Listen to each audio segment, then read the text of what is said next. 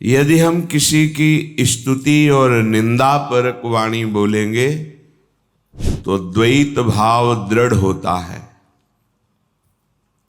कोई दूसरा है, ये जब तक भाव रहेगा तब तक भगवत प्राप्ति में बहुत बड़ा विघ्न है। आंतरिक भाव में बहुत जल्दी अध्यात्म की ऊंचाई पर, भक्ति की भूमिका पर पहुंचने के लिए उपासक को ये सुधार करना अनिवार्य है। किसी की किसी भी तरह चर्चा नहीं होनी चाहिए। अगर हो तो भगवत भाव को पुष्ट करने वाली हो। हम अधिक समय और अधिक भजन व्यर्थ कर देते हैं वाणी के अपराध के द्वारा, जिसे हम महत्व नहीं देते। शारीरिक अपराध तो बहुत ही अज्ञानता की बात है, पर अधिकतर अपराध वाणी से बनते हैं।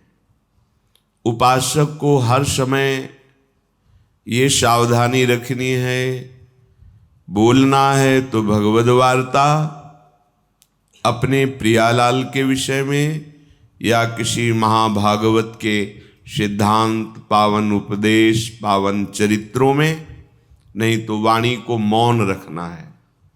प्राय हम देखते हैं ये वाणी बड़ी मलिन वृत्ति प्रकट करने वाली, बहुत ही प्रापंचिक प्रवृत्ति से युक्त कर देने वाली चेष्टा करती है।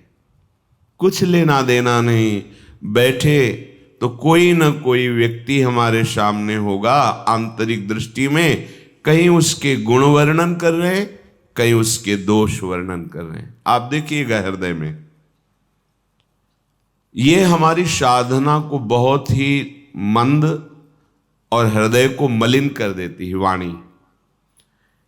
ताते मौन रहबो उचित है, श्री ध्रुवदास जी ने कहा है।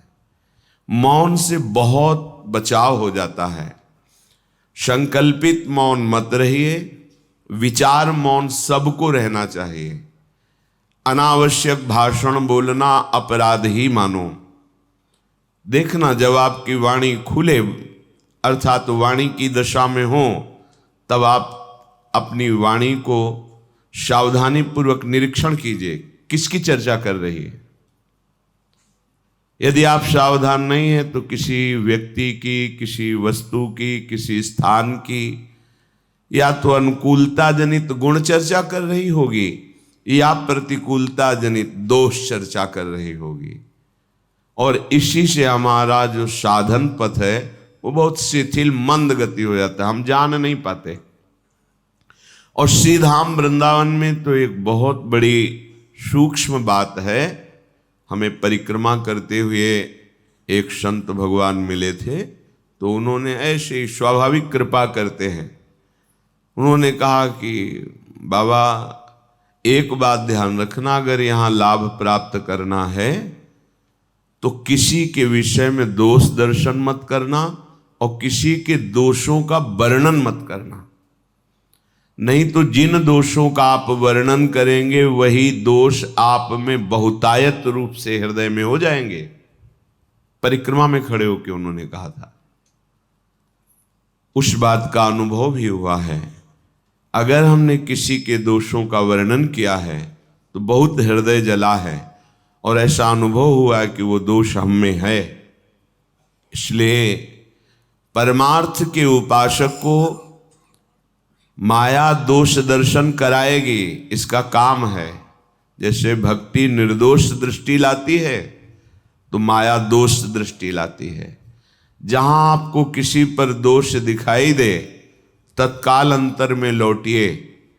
आपकी अंतर्दृष्टि में वो दोष है, इसीलिए आपको बाहर वो दोष दिखाई दे रहा है।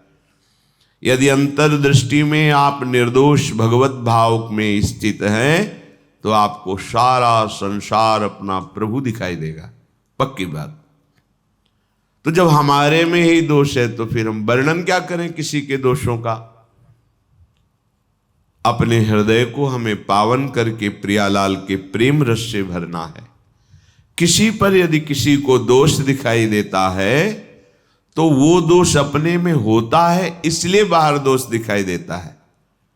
ये बड़ा अहंकारी है, ये व्यभिचारी है, ये पापी है, ये नीच है, तो सच्ची मानिए आपके अंदर वो वृत्ति है, तभी आप बाहर उस वृत्ति का दर्शन कर रहे हैं। नहीं तो देखो महापुरुषों ने देखा अपने आराध्य देव को, जित देखो तित श्याममयी, और कह रहे श्री राम में सब जग जानी, वो कह रहे सलवम खलमिदम ब्रह्म। तो इसका मतलब हमारी वृत्ति दूषित है। तो तेरे भावे जो करे भलो बुरो संसार, नारायण तू बैठ के अपनो भवन बुहार।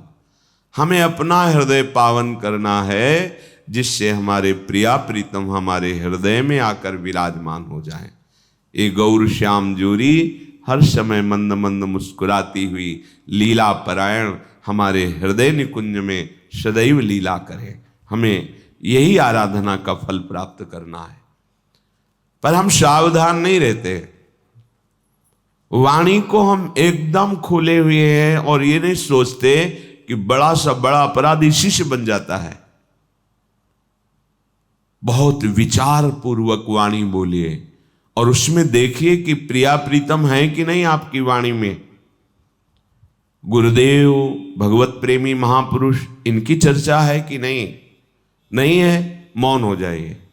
आप भगवत प्राप्ति के मार्ग में चले हैं, अब आप अगर चूक करेंगे तो फिर ये वाणी का अपराध ही आपको धाम की जो महिमा है उसमें डूबने नहीं देगा। आपसे हृदय की बात कहते हैं। यहां साधन कम और लाभ बहुत ज्यादा मिलता है। धाम है ना, अगर कुछ भी साधन न हो, केवल आपसे असाधन न बनने पावे, तो स्वयं आध्यात्मिक उन्नति आपकी यहां वास करने मात्र से होने लगेगी। आप में दिव्यता आने लगेगी, क्योंकि आप धामवासी हैं।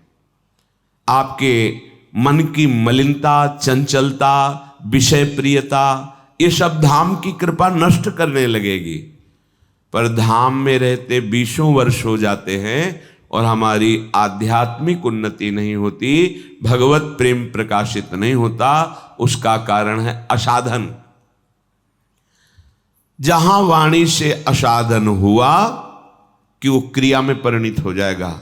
वही दोष जो आप दूसरे पर देख रहे हैं, दूसरों का दोष आप निंदा रूप में वर्णन कर रहे हैं, वही आपके हृदय में जागृत से पक्का है, हमने देखा है।